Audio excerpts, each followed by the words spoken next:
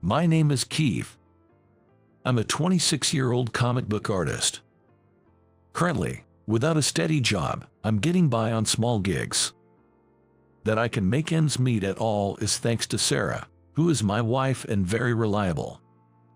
Keith, I'm home, and did you forget to clean the house again? Sarah, who had unusually returned home on time, sighed in dismay at the sight of our cluttered apartment.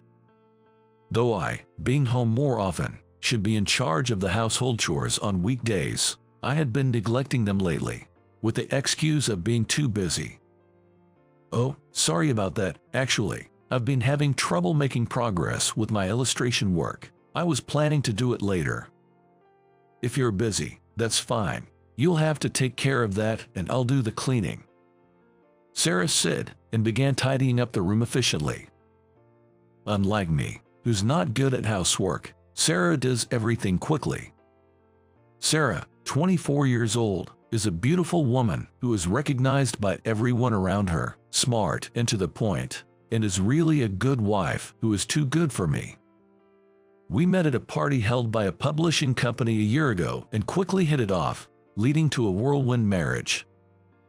Unlike me, a high school grad, Sarah is a talented graduate from a prestigious university and currently works at a major publishing company. According to Sarah, she has been a fan of my work for a long time. My first serial work was a youth-themed boys comic strip about the troubles and struggles of high school students.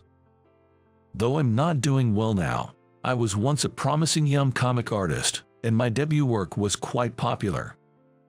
However, I lost in the competitive world of comic serializations, and my series was cancelled 2 years after its debut. Keith, I'm sure you can create another wonderful piece. Sarah always encouraged me, and I strongly wish to do so. But, having faced continuous rejections from comic awards over the year, my morale was significantly down. Despite feeling this wasn't right, Sarah's stable job at a big corporation made me somewhat complacent. And such complacency eventually started straining our relationship. Keith, you haven't cleaned again. Sarah came home from a company social gathering and opened her mouth with a tired look on her face when she saw the living room. That day, I had been drinking away my sorrows since noon, having been rejected from a newcomers award I had put my hopes into. I felt pathetic, but even more so, I had no motivation to do chores that day. Drunk from heavy drinking, I blurted out, "Come on, you must be drunk and tired, too. Let's get some sleep now and clean up tomorrow. I'll take care of it tomorrow for sure."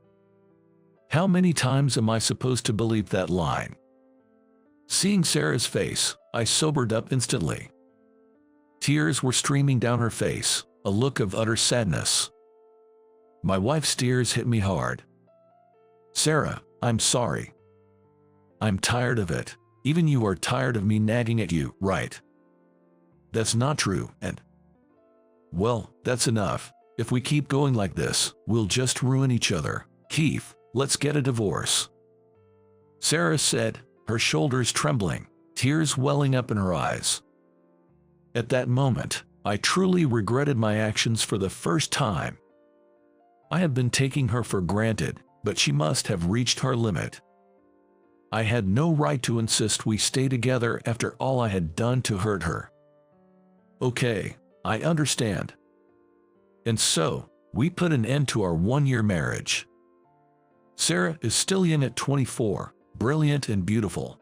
She will surely have many wonderful encounters in the future. After my divorce from Sarah, I decided to return to my family home and help with the farming. I thought I would completely give up drawing comics. But seeing me like this, my mother said something unexpected. "Keith, are you not going to draw comics anymore?" I was taken aback by her words. My mother had always been somewhat negative about me drawing comics. She had always insisted I'd get a proper job, and now I wondered what had changed her mind. "Well, that's the plan, but why do you ask?"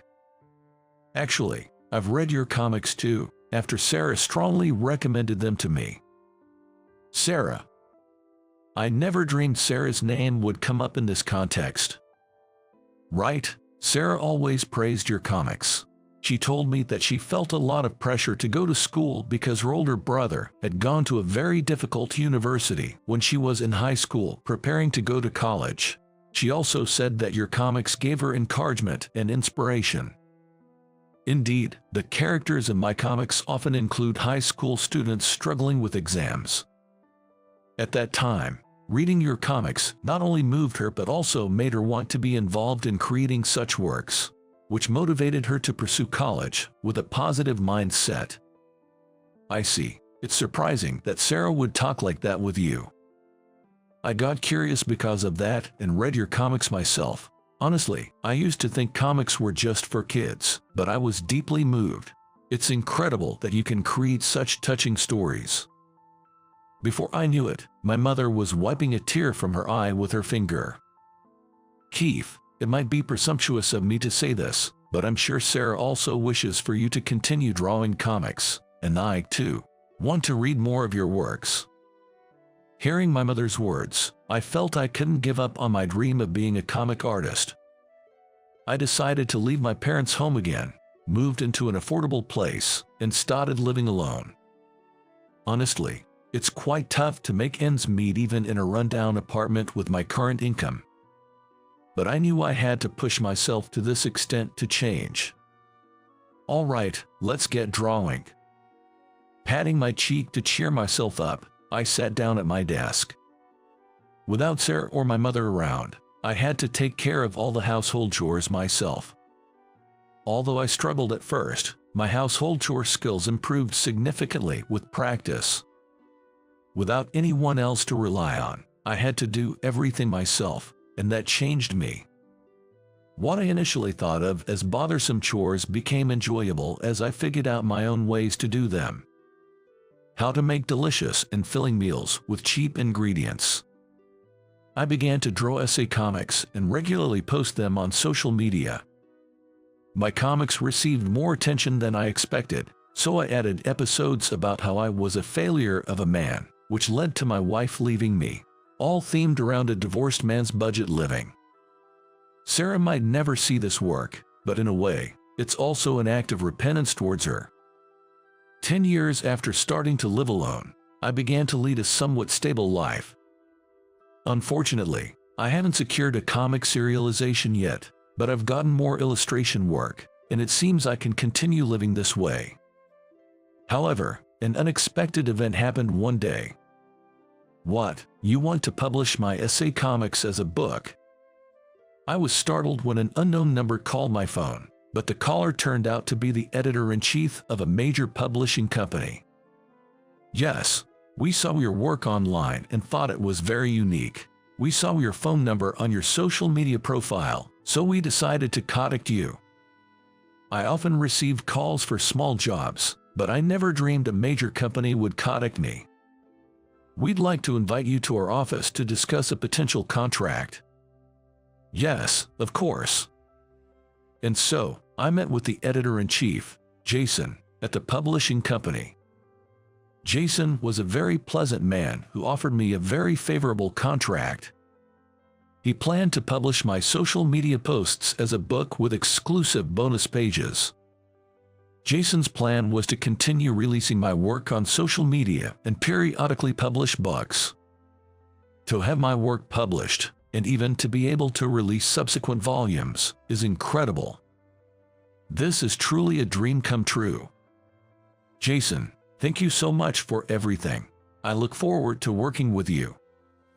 Oh, actually, that's the thing. Unfortunately, I will be working on editing another magazine next month. Is that so? I was honestly a bit shocked, as I thought Jason and I could become good business partners. Yes, but don't worry. We've already decided on my successor, who is perfect for this job. Let me introduce to you. Saying that, Jason left the room to call the new editor-in-chief. I wondered who my new editor would be, feeling nervous. To my surprise, standing next to Jason was Sarah.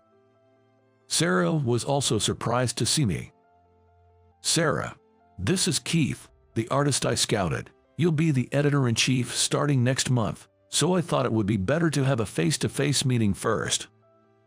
Judging from the conversation, it seems Sarah is going to be promoted to editor-in-chief next month.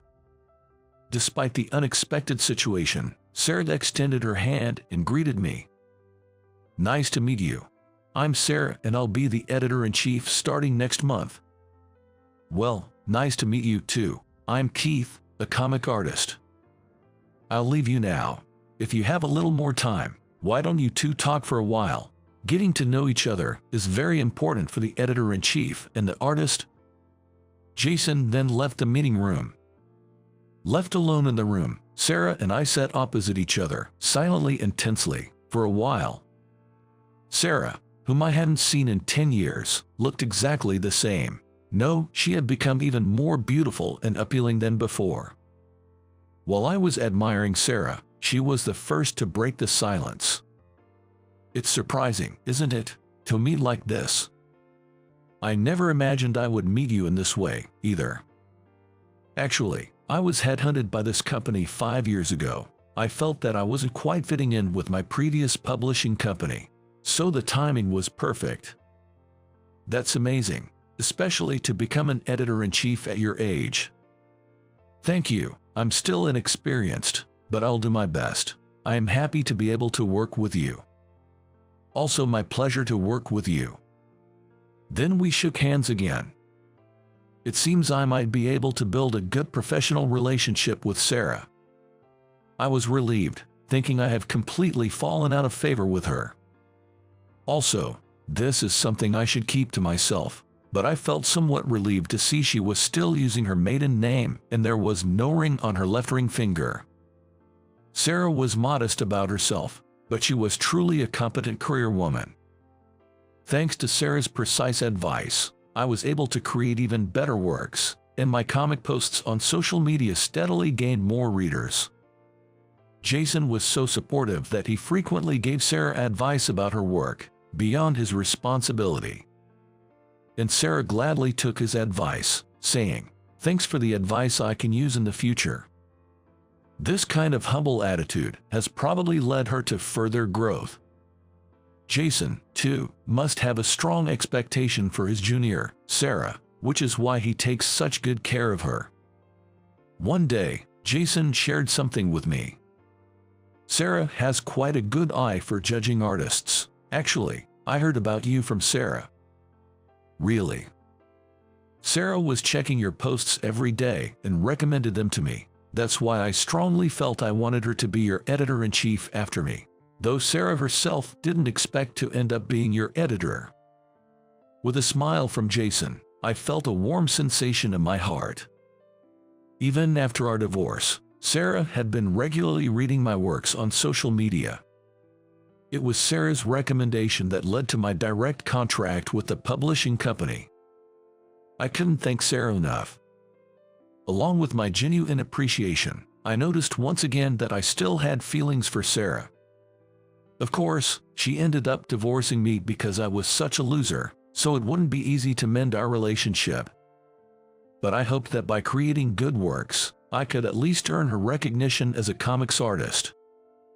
I had decided to let go of my feelings for her, but then an unexpected situation occurred. I was leaving the company after a meeting and saw someone crouching near the building. Concerned, I approached and found it was Sarah. "Sarah, are you okay?" "Keith, I suddenly felt sick. Should I call an ambulance?" "No, it's not that bad, but I'd like to lie down if possible." I hailed a taxi and decided to take Sarah to her apartment. Fortunately, it was only a 10-minute drive from the office to her apartment, so Sarah could lie down on her bed right away. She must have been exhausted. As soon as Sarah lay down, she fell asleep. I headed to the supermarket near the apartment to pick up groceries and medicine to take care of Sarah. There was no way I could leave Sarah alone in that condition. About an hour later, when I returned to her apartment from shopping for essentials, Sarah looked better and greeted me as she woke up. "Keith, I'm sorry for the trouble. You went shopping for me, didn't you? Please, take this money and head home soon. I just have a slight cold, so there's no need to worry." "Oh, no problem. You've been asleep since you got home, Sarah. You should eat something. I'll prepare it, so just wait here." While Sarah waited at the table, I started cleaning the kitchen. True to Sarah's meticulous nature, the apartment was clean overall, but I found a few dishes left unwashed in the kitchen. Seeing me wash the dishes and efficiently prepare the meal, Sarah seemed surprised. "Wait, Keith, when did you learn to do this?" Sarah said that, widening her eyes and staring intently at me. She probably knows me only as the person who struggled with household chores during our marriage, which makes her even more surprised. "You haven't seen anything yet." Saying that, I showed off my proud skills to Sarah. "Ta-da! This is my special soup that I even featured in my essay." I served the soup and Sarah ate it with pleasure. "This is really delicious." Seeing Sarah happy made me feel a happiness I had never known before. Though I used to think of chores as a nuisance, making someone special happy like this felt like a joy to me. After finishing the soup, Sarah turned to me and said, "Keith, you've really changed. Just like you wrote in your essay, you've really put in the effort." Well, I was too complacent before, but knowing that you read my essay made me very happy. "Yes, Keith, I've never forgotten about you, not even for a day. I might not have the right to say this, but I still love you, Sarah. If possible, I want to share my life with you again. Keith, I believe that with you as you are now, we can have a happy marriage." Saying this, Sarah moved closer to me. I never imagined that after 10 years, she would return to my arms. Grateful for this miracle, I cherished the moment and held Sarah gently. I was determined not to repeat the mistakes of the past. It was a special night when I resolved to love her wholeheartedly. 6 months later, we remarried and re-registered our marriage. Now, as a couple and as an editor and comic artist, we have a great relationship. We are currently working together on a plan to revive my debut work for a new serialization. Let's make it even better this time, taking into account what went wrong when it was canceled before. I'll definitely do my best. Just like in life, any story can start over again if the author is willing. Just as the relationship between me and Sarah has become more connected than before, that youth story that once moved Sarah will also move people even more. They deliberately crossed their arms in front of me, making quite a show of it. Well, well, well, why has the underperforming, low-income guy come back to headquarters? Sorry, but your beloved ex-wife is now my wife. They were wearing matching rings on their left ring fingers. I let out a deep sigh.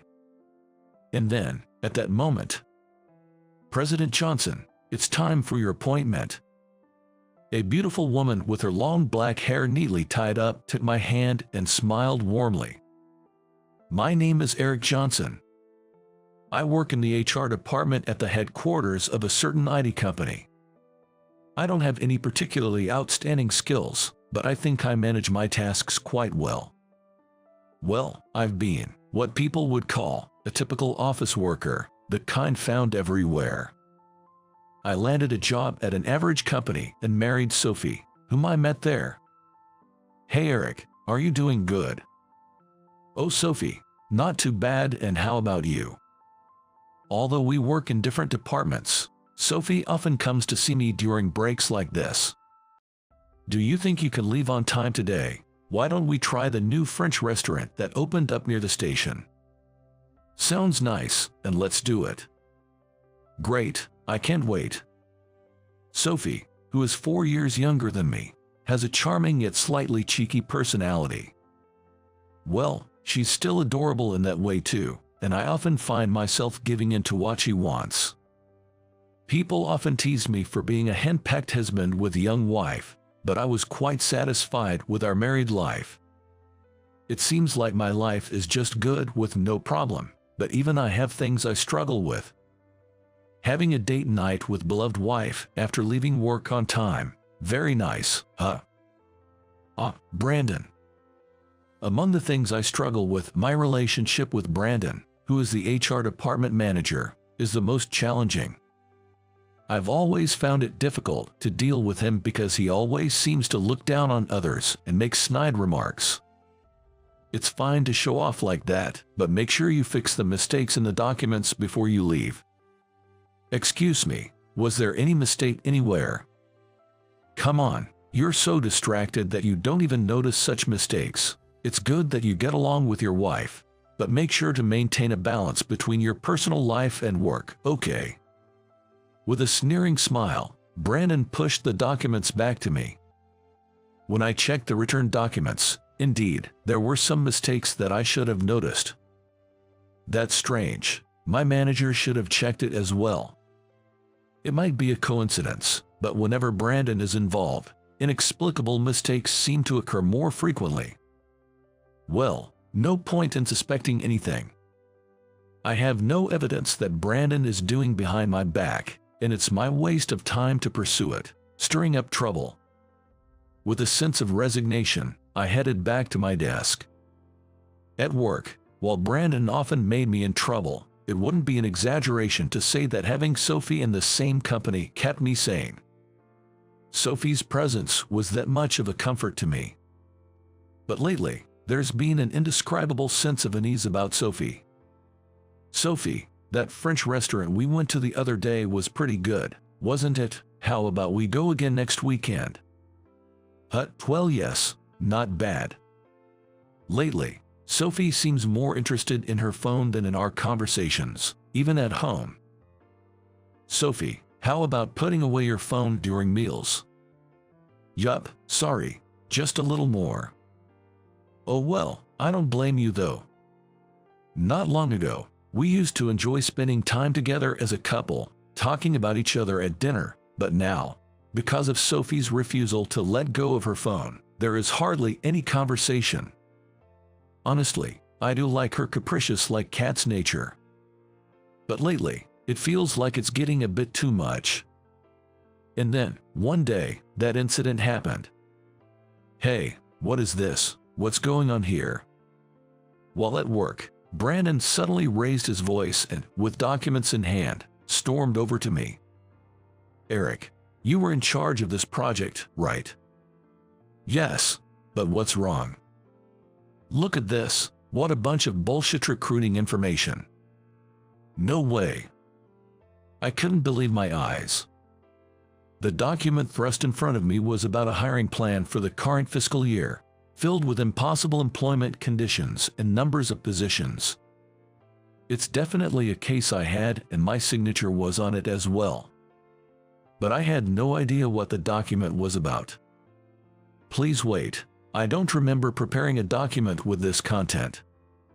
Shut up, the information has already been available to the public. What are you going to do about this?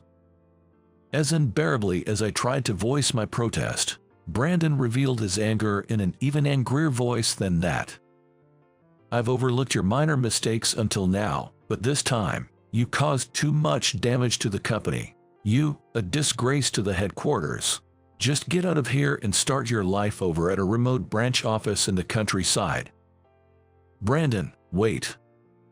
Caught off guard by a sudden angry notice of demotion, I was at a loss for words. As I was trying to figure out what to say, a quiet voice intervened. Wait, Brandon, that's not right. Nathan.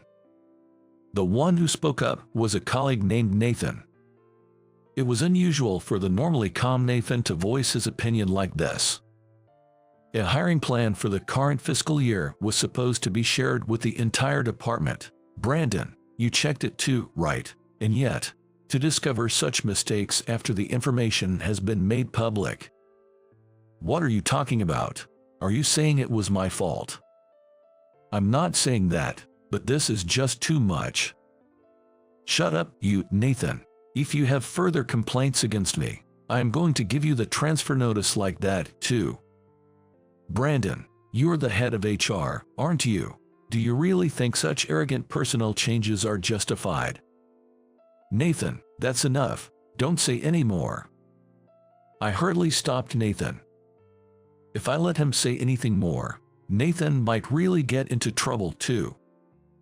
Are you sure? Yup. I'm sorry I couldn't protect you. That's all right, thanks. I patted Nathan's back a few times, who nodded but still looked frustrated. That's okay if you understand. Hey Eric, I'll issue the transfer order next week. Look forward to it. I see. Brandon looked down on me with a triumphant smile. Nothing made sense, but I really didn't want to lose a good friend like Nathan. Telling myself it was a time to be patient, I accepted the sudden notice of demotion. I went home that day, feeling gloomy.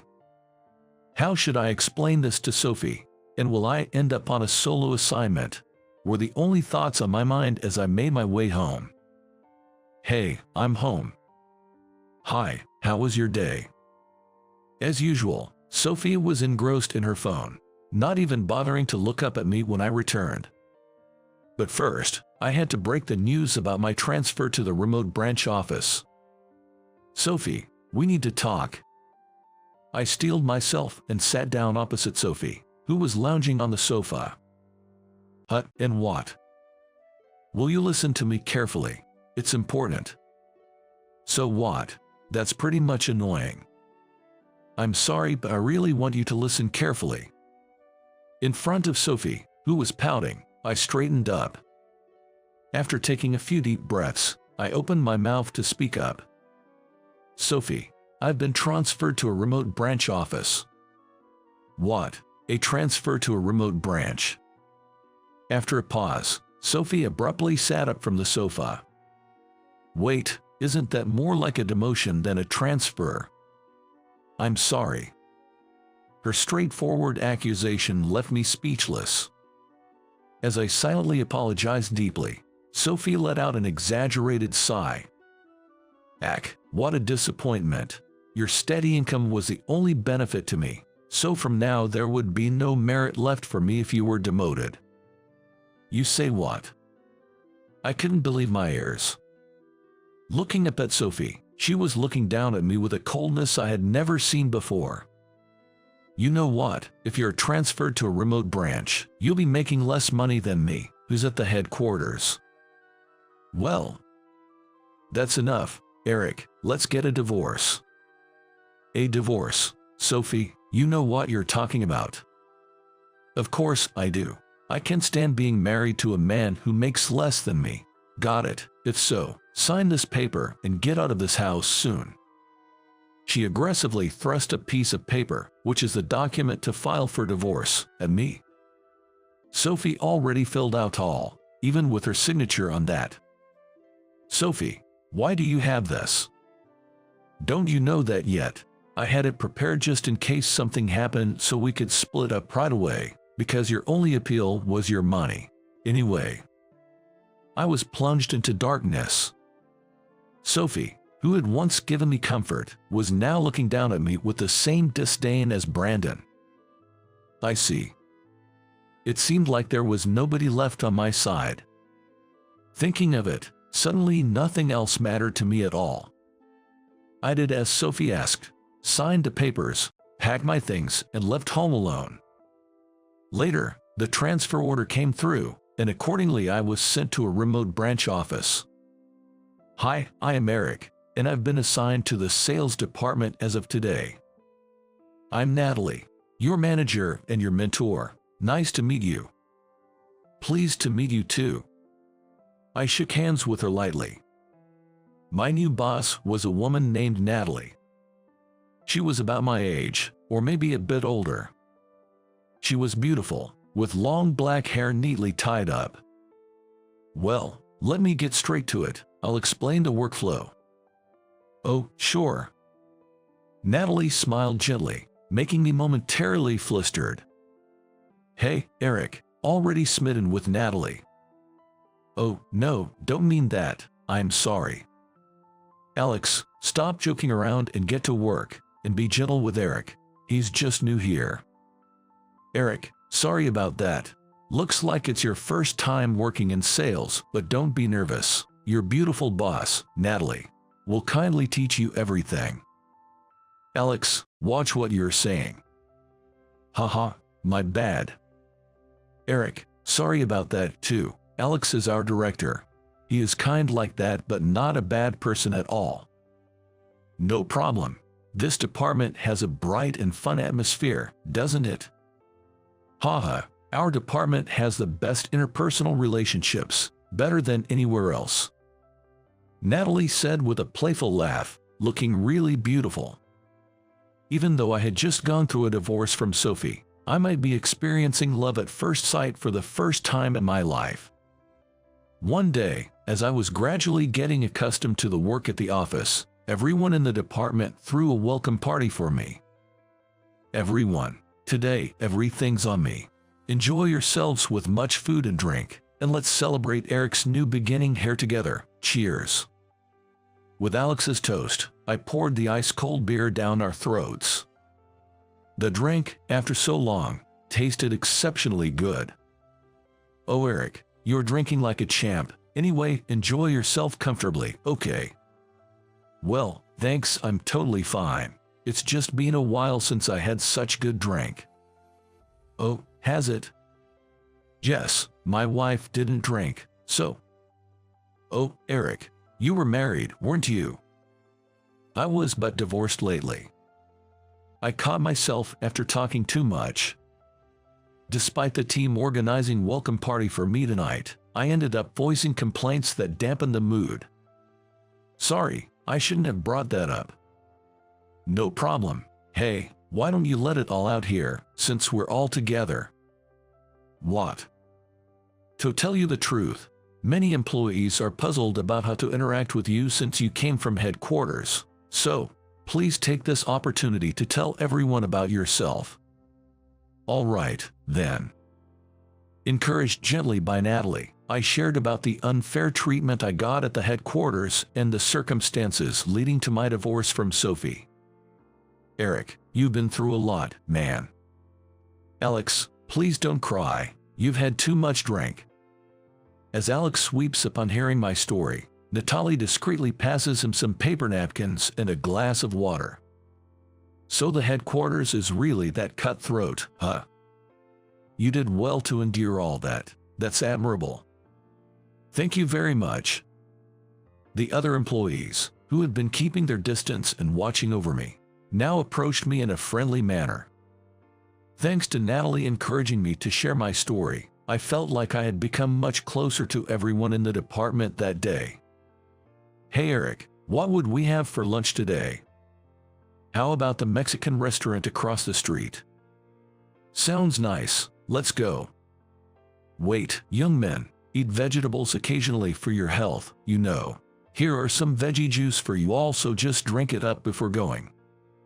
Wow, great. Thank you so much. Thanks to the welcome party the other day, I had completely blended in with the sales department at the office.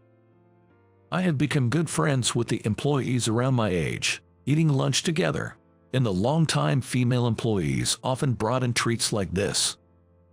Eric, I know it's short notice, but could you join me for the client visits this afternoon? Sure, no problem. Great. Do you remember the client we visited together the other day? They really took a liking to you, and they've expressed a desire to have you take on future responsibilities. Oh really? But Natalie, wasn't that client originally brought in by you? That doesn't matter. Meeting our clients' needs is our top priority. I'll hand everything over to you today, so I'm counting on you. Thank you so much. Work was going smoothly too. Natalie is a genuinely nice person with a pleasant personality.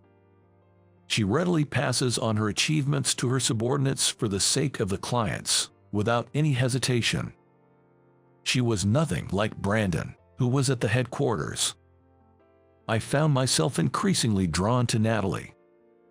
Since transferring to this office, I've genuinely started to enjoy my work for the first time. Eric, congratulations on landing the major contract. Thank you. That's amazing. I've tried convincing them for a while, but they wouldn't budge. It's all thanks to Natalie's guidance. I truly appreciate it. Today, I'm raising a toast with Natalie at a slightly fancy bar. Since then, I've become increasingly interested in Natalie and have been finding reasons to invite her out after work and on days off. Now, we've become close friends in our private lives as well. It's truly amazing. This might actually be talent. Come on, that's exaggerated. Not at all. This is the biggest contract our branch has ever secured, and our sales figures are the highest ever. This is really something, you know. Natalie's eyes sparkle with excitement as she passionately makes her point. It makes me smile to see that she has this side to her, even though she is always so firm. Hey, what's wrong? Is there something on my face? Sorry, I just thought you looked adorable. There you go again.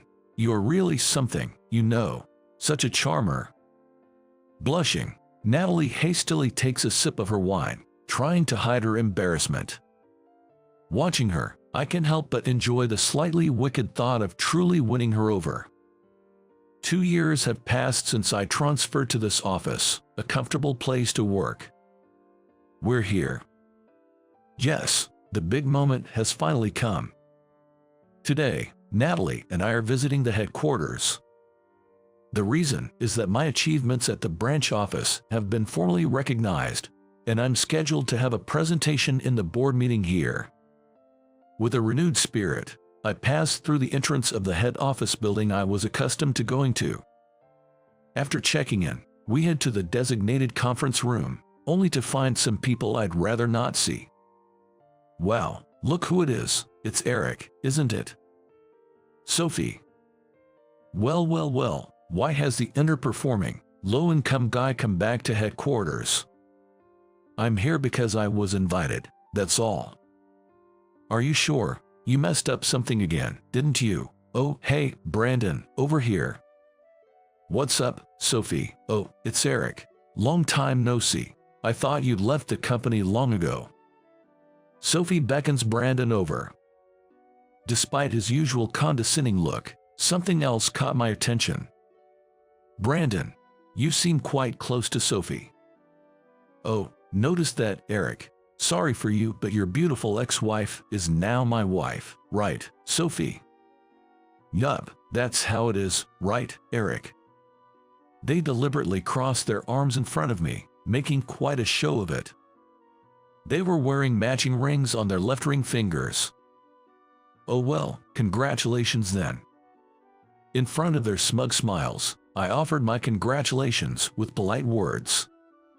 Sophie seems displeased, pursing her lips at my reaction. Come on, you should look more upset. Leave him alone, Sophie. He's clearly holding back a lot. Really? No way. Of course, after all, he lost such a beautiful wife to me. I'm really disappointed to see them start flirting with each other without being bothered by the eyes around them. At the same time, I wonder what I ever saw in Sophie. The news of their marriage doesn't stir any feelings in me. Shall we begin? At that moment, Natalie, who had been quietly standing by my side, steps forward and glances at Sophie and Brandon. Excuse me, who is this lady? Sorry for the late introduction. I'm Natalie, the sales department manager from the branch. Sales manager in the branch office. Natalie, wait, you can't be. Oh, you knew me. You are indeed the human resource manager of the headquarters, no matter how incompetent you are. Wait, what? What's going on here? Brandon, caught off guard, flicked his eyes back and forth beside Sophie, who looked utterly confused by the unfolding events. Feeling a bit anxious about the complicated situation, I was relieved when Natalie took my hand and smiled reassuringly.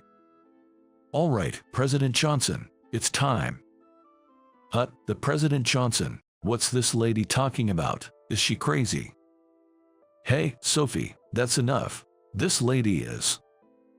Sophie, visibly irritated, lunged at Natalie, but Brandon hurriedly intervened to stop her. I see, let's go. I'm not the president yet, though. Sorry, I got a little pissy myself. Well, I'm glad I got to see your lovely side on that one. Excuse me, that's enough of it. Let's go now. Alrighty. Urged by a blushing Natalie, I began preparing for the presentation. The presentation at the board meeting went off without a hitch. With that, I conclude my report. Thank you all for listening. Thank you very much. The moment I finished my presentation, the room erupted in a round of applause. Bravo, that's my family indeed. The loudest applause came from President Thompson, the president of the company. I returned a polite greeting to a beaming President Thompson. President Thompson, I'm very grateful for your compliments. Hey Eric, let's stop talking coldly like that now. You can call me Dad, you know. President Thompson, we are in the middle of work. Why would Natalie say that? Well, since we're all here, let's make the announcement. Dad, please. Come on, it's okay. President Thompson, excitedly holding a microphone, seemed to mildly annoy Natalie. While calming her, I attentively listened to President Thompson's words. Ladies and gentlemen, I have an important announcement to make. Eric, who just had the great presentation here, is engaged to my daughter. We will soon welcome him as a president's assistant to the headquarters, so please keep that in mind. President Thompson's speech was met with another round of applause. Meanwhile, in a corner of the meeting room, only Sophie and Brandon were turning pale and shrinking in size. Come to think of it, Eric was originally working here at the headquarters, right? Yes, I worked in the HR department until 2 years ago. Why would someone as talented as you be transferred to that branch? That's because. Saying this, I glanced at Brandon in the corner of the room. Brandon was shaking his head as if begging me not to continue, but I had already decided to reveal everything. 2 years ago, I was wrongly held responsible for others' mistake and was transferred to the branch by Brandon. What? Let me hear more about that. Hey Brandon, come here. You were in HR, right? Yes. Brandon approached, looking diminished as President Thompson beckoned him. Brandon, what's this about? Explain yourself. Well, it was true that Eric made a serious mistake, and I was just doing my job as the HR manager to transfer him to the branch. It seems there's a discrepancy in your stories. If only there was some evidence. Just as President Thompson looked troubled, a voice rang out. I have evidence. It was Nathan who boldly declared. Nathan, you. Sorry I'm late. I've finally gathered some convincing evidence. While saying this, Nathan inserted the USB stick he was holding into the computer connected to the projector. After a moment, audio and video began to play on the screen in the meeting room. The video showed Brandon and Sophie together. Are you sure this is okay? It's fine. It's been over a year since then. Nobody is going to dredge up the past now. Really? So, can we get married finally? Yes, that's right. That's why I discredited Eric. Man, it was tough altering the contents of the proposal to that extent. Brandon, you are so bad. Sophie, I'd do anything for you. If there's someone you don't like, just let me know. I can fire them with my HR department head powers. Wow, thank you. The video cut off as Brandon and Sophie embraced on the screen. The meeting room erupted in murmurs. As you can see, Brandon and Sophie, Eric's ex-wife, were in an inappropriate relationship. The biggest mistake in the HR department at that time was Brandon's self-induced attempt to get Eric and Sophie divorced. What a lamentable thing. President Thompson was trembling with anger after watching the video. Brandon, no more excuses. I'm so sorry. An apology doesn't cut it. This is practically a violation of human rights. Appropriate measures will be taken against you. Stay confined to your home until further notice. Did you understand that? Yes. In front of an infuriated President Thompson, Brandon was shaking nonstop. Seeing him like that, I finally felt as if the lingering bitterness in my heart was melting away. Nathan, thank you.